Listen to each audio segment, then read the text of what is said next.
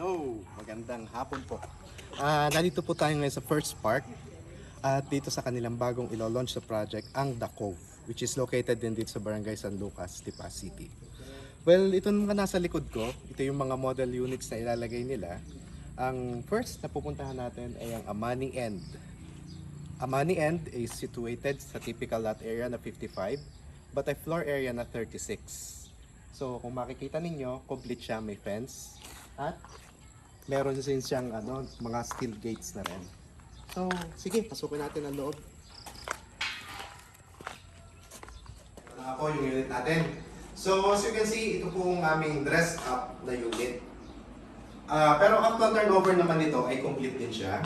So meron siyang toilet and bath dito sa baba at may 2 bedrooms naman siya sa taas.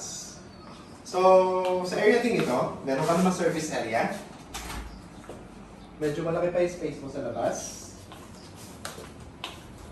Ito pa yung mga extrang space mo.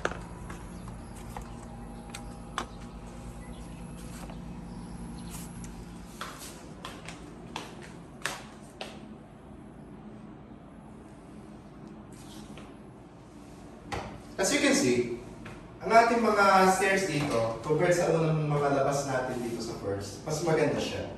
Dahil ito ay naka-wood planks na.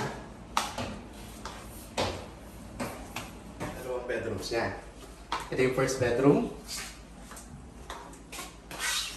So may mga partitions na siya. Then we'll go to the second bedroom. Ginawa lang niyang office. Ika nga itong style na to ng bahay, parang more on a bachelor spot. Pero po pwede rin siya sa mga starters natin na family. So, sinasabi ko nga sa inyo, ang turnover nito ay makikita nyo ito sa isang video ko, yung Amani. Yun ang actual. So, ito yung medyo dress up unit ito.